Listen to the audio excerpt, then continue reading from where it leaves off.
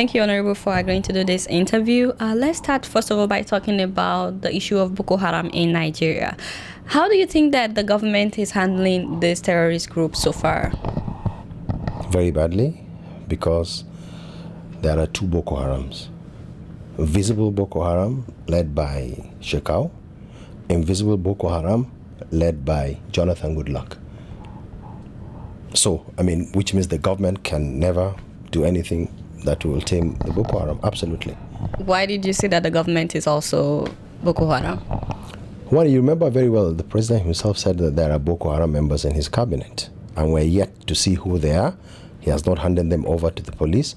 And as I speak to you now, there is not one person that is being prosecuted, one high up level person that is probably in jail for Boko Haram. And as I speak to you today, people are being killed in Kano, where I live, in Maiduguri, in Yola, in Yobe, in all these states and other towns in the northern part of the country. And the government is doing nothing. And the military, I was in Maiduguri for 6 weeks, and I have seen the condition of our soldiers there.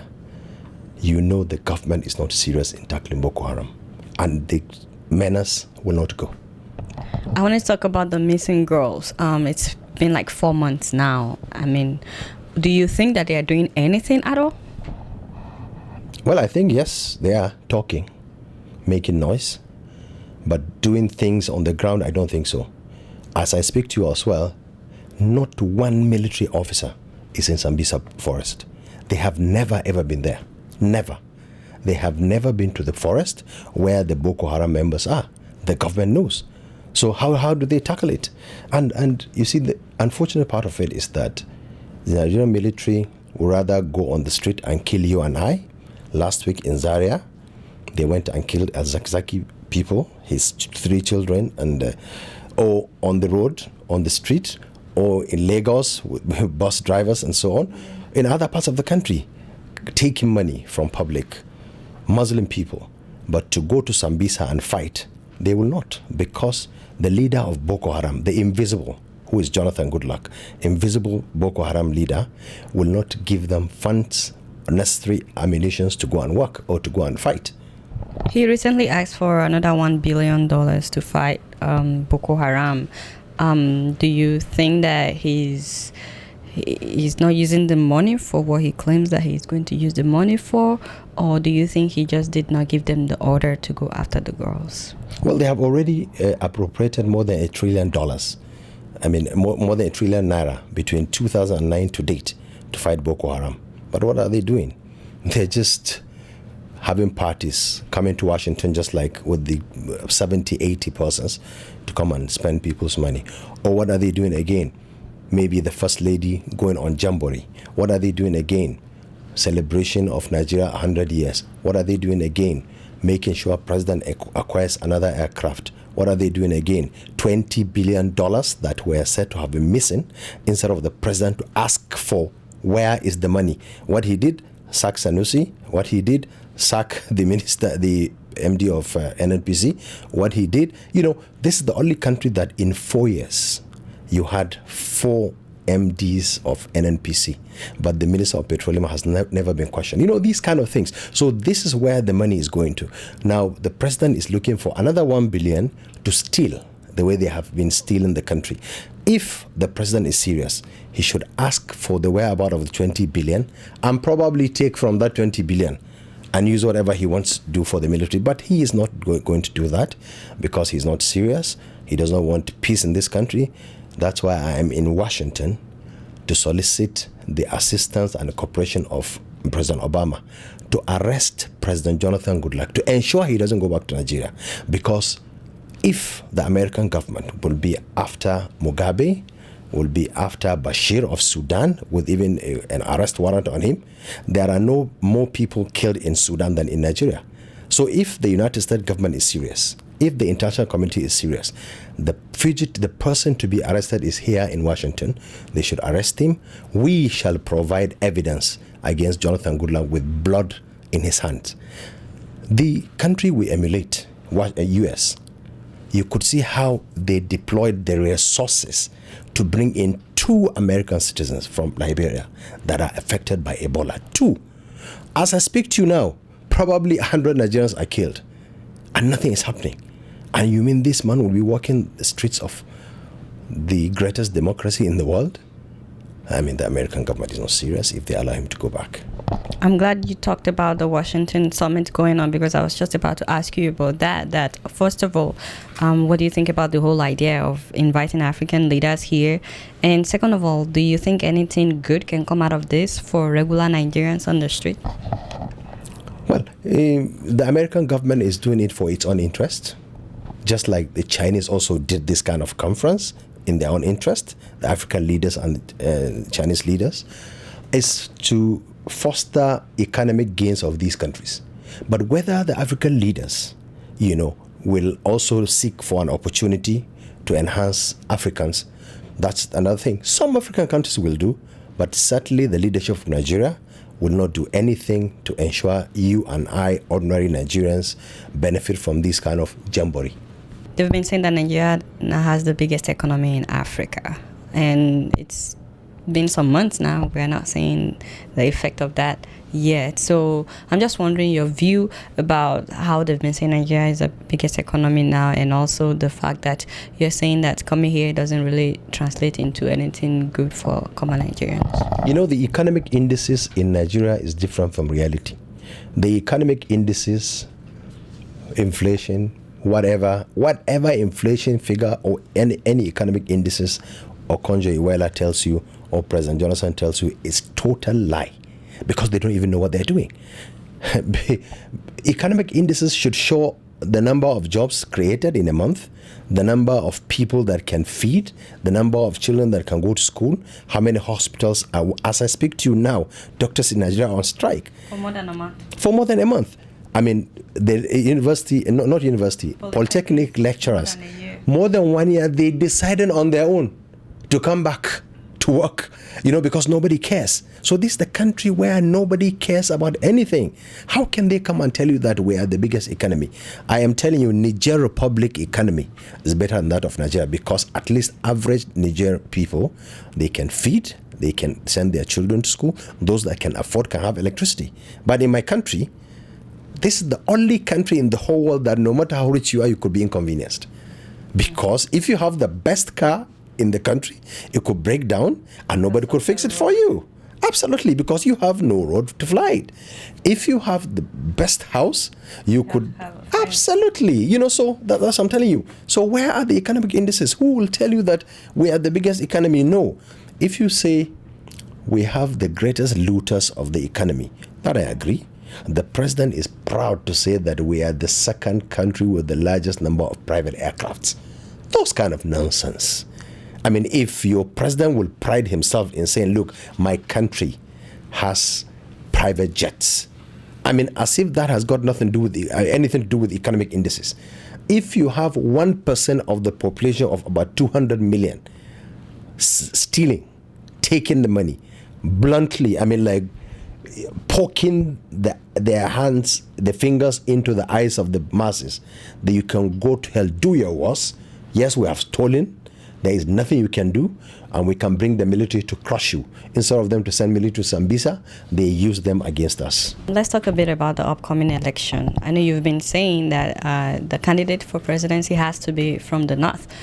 And a lot of people have been wondering, why must it be somebody from the north? There could be a good Christian leader, and there could be a bad Muslim leader. There could be a good southern leader, or there could be a bad northern leader. I mean, I am sure we can have somebody better than Jonathan Goodluck from Utuoke, his village. All we are saying is got nothing to do with where you come from. But the way Nigeria is framed, I mean, Jonathan Goodluck is from the southern part of the country, a Christian.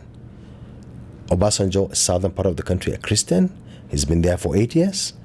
Jonathan been there for close to 8 years. And for semblance of unity. What about Yaradua?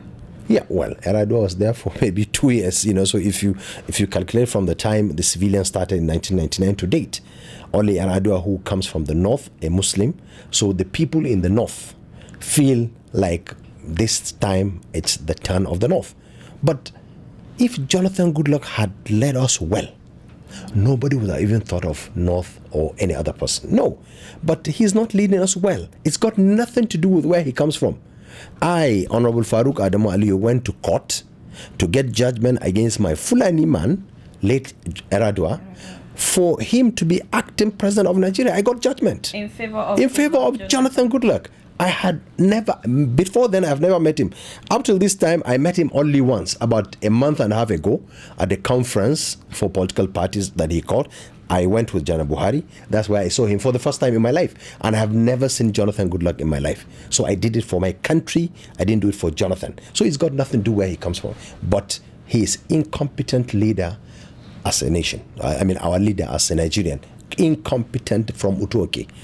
Utuoke, I'm sure, can produce better. So, who do you think would be a good candidate in this coming election besides the president? Because it looks, from all indications, that Mr. President would probably contest again. So, against him, who do you think could be a good candidate? Any candidate that is, certainly it's going to be a candidate from APC. And we also have an unwritten constitution, APC, that this time around, a candidate from the north will fly the flag of APC. So whoever the candidate emerges from APC will certainly beat Jonathan. Anybody can beat Jonathan. Because if it's performance that will matter, for him to tell us what he did, nobody will vote for Jonathan Goodluck. Absolutely. Because we have no government in Nigeria. What if the president wins again? Well, if Nigerians vote for him, so be it. We're practicing democracy. There's nothing we can do. As of today, I didn't vote for him, but he's my president. There's nothing we can do. He's the president. Yes, he's the president. But I pray Nigerians don't make that mistake again. I see. What are some things that you feel like they should concentrate on right now in Nigeria? Just some basic things that you think they should just take care of now. Leadership by example. Now, the president, first of all, to declare his assets, to lead by example. What I'm saying, leading by example, if Nigerians are crying out against the Minister of Petroleum, what is wrong in him investigating her? To prove to the whole world that, look, this woman is squeaky clean. That's all we're saying. What is wrong in Mr. President telling us exactly what is in the kitty of government today and what they are doing with the money? Those guys, you have to start from that. You have to start from the basic things. You have to start from as little as the number of delegation he's carrying out. When president is moving, the kind of convoy he goes about with. Like here that you came to. Exactly. You carry 70, 80 people to America. Or when you're moving, even in Nigeria, you carry 200 cars. The fueling is done by us. I mean, you have to start from basic things that people think is nothing. But you have to start from somewhere, because when you see a jeep moving, that's a cottage industry in the village. If they use that money, it can produce water, clean water, for my people to drink in Utuoke, where he comes from. So, that's what I mean. Start with that. Then fight corruption. Abide by the oath of office and oath of allegiance, without fear or favor. Is he doing that? No. Sanusi asked for 20 billion. What did he get? He was sacked. And up till now, nobody has shown us that, look, Sanusi was telling the truth or he was lying. All they did is to make sure he goes, and he left, and nothing happens. Committees upon committees, and nothing will come out of it. This is the only country also that the solution to a problem is a committee. It's a committee. Yes. There is Chibok girls that are missing. Committee to find out how many girls are missing. Committee to ascertain the parents, whether the parents are still there. Another committee also to take care of the parents. Another committee to ensure, committees upon committees, while you have government agencies dedicated to do all these kind of things. How can, so you have to, a government has to be, what I'm saying, oath of office, oath of allegiance. If he abides by that, That would be. So you should declare assets and fight corruption. Absolutely. I mean, because look, our major problem is corruption. If they fight the corruption, everything will fall in place. If Mr. President is accused, I mean, like when he came into power, how many houses did he have? How many does he have now? Those kind of things. How can president effectively challenge anybody in government? If, as I speak to you now, there is not one former governor that is in jail in Nigeria because of corruption. Because some of them are accused of corruption. They were in government, so they had immunity. Now they are out of government. Only one that was prosecuted in the UK. You remember know what I'm saying? You remember in Nigeria, they said 160 cases were he was discharged and acquitted. And in UK, he's in prison. So, I mean, if there are no living examples for fight against corruption, how can any governor or any government official, see some precedents that, look, if you do anything wrong, you cannot go scot-free. But in Nigeria, you do things wrong and you go scot-free. In fact, on top of that, you buy an aircraft. That's the status symbol. Former Governor Lamesia was released. Not only released, he was released, he was also pardoned. State pardon, that he did nothing. He is one of the elites in Nigeria now. And this is the president that also we have who does not see himself as president of Nigeria. If I, a Muslim Fulani man, can go to court in his favor for Nigeria, I see no reason why him, last week when El Zaki, 3 children were killed, massacred on the street of Zaria, nothing happened. If children of Edwin Clark or Orisha Jeffo are killed, do you think we would have had peace in Nigeria today? No, but the president is not president of Nigeria. Unfortunately, he's probably president of Ijo. A lot of people have been saying that the oil belongs to the North. First of all, what's your view about this and why? No, what I said, the oil in Bayelsa belongs to Jigawa. The oil in Delta belongs to Jigawa, where I come from. Why? Because we are called Federal Republic of Nigeria. And under the Constitution, all resources belong to the government of Nigeria and should be shared, accordingly. Constitutionally, 13% derivation will go to the oil producing states. So as of today, the oil in Bayelsa belongs to Borno. The oil in Bayelsa belongs to, of course, Jigawa and other states. So until the constitution is changed, but it's Commonwealth. Simple. I'm just wondering, you said you have some proof about why they should arrest President Jonathan. Do you mind telling us just a few of the reasons why he should be arrested and locked up? One, as I said, if President Bashir of Sudan will be sought after for war against humanity, we have evidence of photographs of military personnel slaughtering people alleged Boko Haram. We have them. I brought them here to you. So you think the president knows about it? Absolutely. He is the commander-in-chief of the armed forces of Nigeria.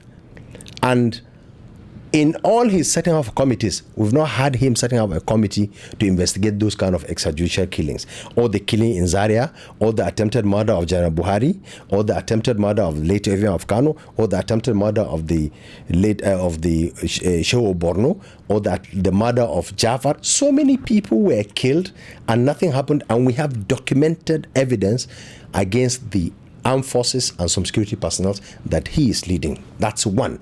Then two, we also have evidence of Mr. President colluding with alleged Boko Haram sponsors. Anybody who is running from, people that are financing Boko Haram run to him and he works with them. We have this evidence, which I hope, before he leaves here, Obama will grant my request and order the arrest of Jonathan Goodluck. Who are some of the people that you think are funding Boko Haram? Jonathan Goodluck is number one, and his cohorts. The evidence I will show when I'm called upon. But with everything going on in Washington, you're also here, but you stand as opposition member. So who sponsored your trip here? I sponsored myself. I own a furniture factory, one of the largest furniture factories in the northern part of the country. I've had it for the last 25 years. before I joined politics. I'm not a poor man, absolutely. I can afford to travel first class, stay in 5-star hotel. I could afford to do this thing for a very long time. I sponsored myself here. And you came just to make sure that they arrest President Jonathan. But why was he not arrested in Nigeria? Why is it that America has to do it? Because he has immunity. And the American government went to arrest Noriega from Nicaragua. So it's easier for them now he's here. So let them just arrest him here. And you can't even arrest a governor in Nigeria. They have immunity. But in America, he has no immunity. And I pray they will arrest him. And you want him jailed here or take him back to Nigeria to be tried? Well, I would want him to be jailed anywhere. First of all, to be tried. I would want him to be tried. And if he's found not guilty, he should be acquitted and discharged. But if he's found guilty, I would want him to spend the prison time in Kirikiri. Nigeria, of course. So what would be your strategy in dealing with Boko Haram? First of all, sincerity of purpose. The open committees that the government has set up on Boko Haram, what are they doing with the report? If nobody from Borno State, where this thing started, nobody has been arrested today, nobody, like from when the crisis started to date, we have no people that are in prison today. The strategy is, one, to deal decisively with the sponsors, because the Nigerian Security Agency know the sponsors of Boko Haram. They know them. Even we also know them. And those. But you're not mentioning it. Yes, I'm not mentioning it now. That's what I'm saying. If they arrest Jonathan Goodluck, but he's number one, then other names will follow.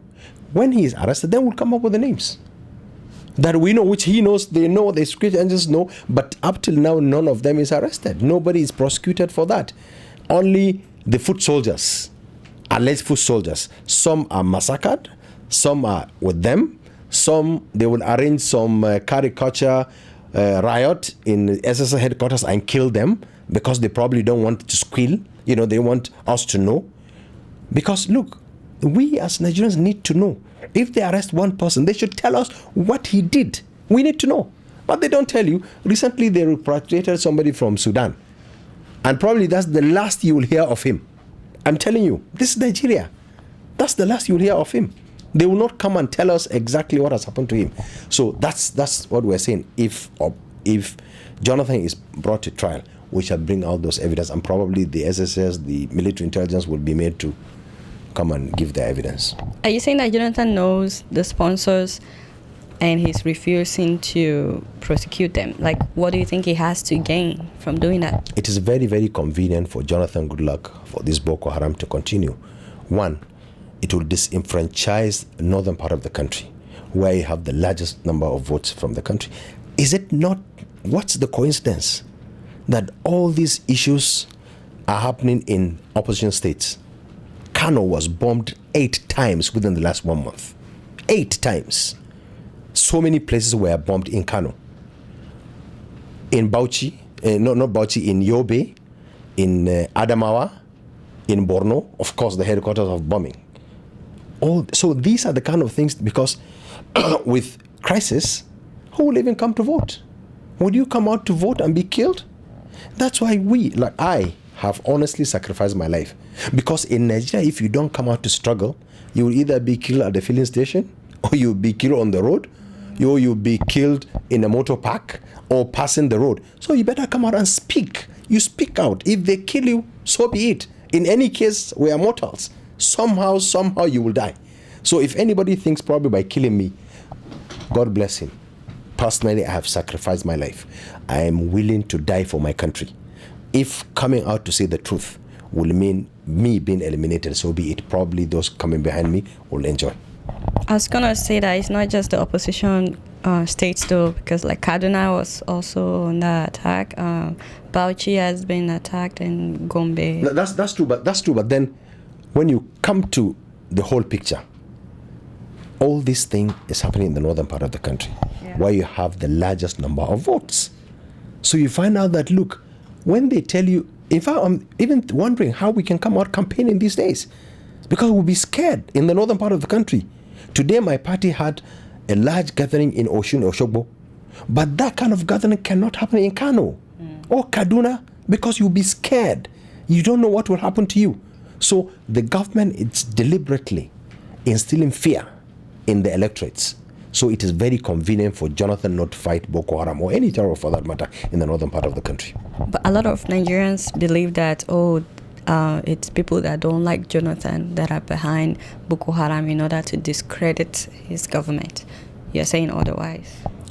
That is stupid nonsense, because how can you arrange for you to kill yourself? How? So if anybody is trying to discredit Jonathan, they should take the fight to Bayelsa, where he comes from. No, it's got nothing to do with him. We don't hate Jonathan. He is my president today. As of today, he is the president of the Federal Republic of Nigeria. But I want him arrested so that there will be peace in Nigeria. With him continuing as president of Nigeria, Nigeria will know no peace, because he is clueless. He has no idea. It's very convenient. The only idea he has, how do I continue to make sure there is trouble in the northern part of the country? You see, unfortunately for him, he doesn't know that, look, the Boko Haram crisis that started in Borno, which the government sees it as northern or northeast problem, started coming to northwest, Abuja. If care is not taken, it will go to Bayelsa. Because this is a national problem. It is not a northern problem. So the earlier Mr. President sees it as our problem collectively, not because of his election, the better. So that if he thinks he disenfranchises the northerners from voting next year so that he can have the votes from his part of the country, well, may God bless him. I hope we'll all be alive to see that kind of thing happens. You're already here, so do you have an appointment to speak with President Obama, or what's the game plan to get President Jonathan arrested? Well, I'm looking for the appointment to see him, and I hope I will see Obama either today or tomorrow, at least before Jonathan leaves. If I don't get to see him, I will drop my letter in the White House. So that even if they don't arrest him now, anytime Jonathan is out of Nigeria, American government, probably with the aid of UN, will be arrested. Not to undermine what you're trying to do, but to be honest, do you think that America really, that they don't know what is going on in Nigeria? Are you confident that your letter is what they're waiting for, or your meeting with Obama is what they're waiting for? Do you think they don't know what's going on right now? Or do you think they are knowingly turning blind eye? Well, we think they have feigned ignorance. So since they are feigning ignorance, we'll remind them. I will tell them that, look, true people are dying in Nigeria. And we are reminding you that a bomb was planted at UN building in Abuja. We're also reminding you 8 bombs were detonated in Kano last week. General Buhari there was an attempt on his life. Dahiru Bauchi, El Zaki, his supporters, 30, and his 3 children. Alleged Boko Haram members are being slaughtered by the military, and so on and so forth. So many people are kidnapped. The Chibok girls, which the American First Lady also came out to say, bring back our girls. That, look, it's happening, and they are doing nothing about it. But this same America was just in Nigeria to investigate, and they came out, they said they didn't find anything. Well, you see, what I'm saying, it is also very convenient for America to allow him to work for now. But then I'm also telling the Americans that if America's interest is oil in Nigeria, and the crisis in the Northeast can also affect the oil, the production of oil.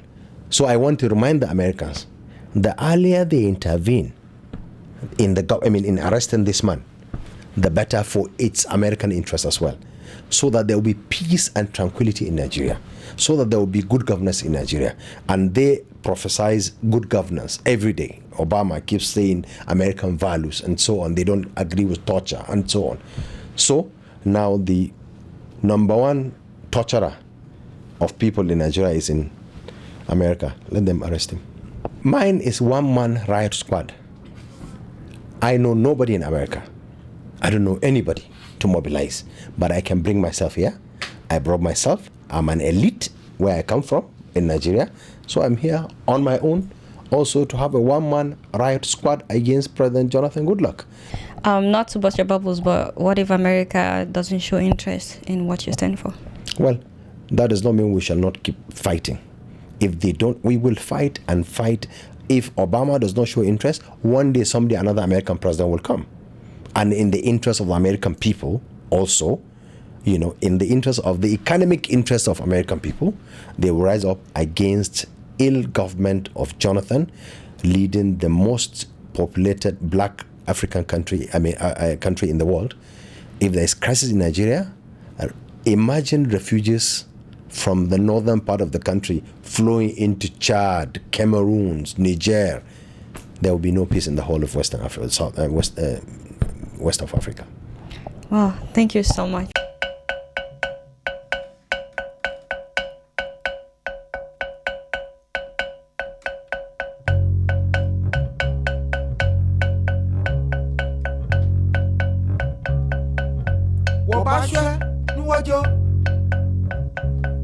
Koni wala, ni wasuma woe.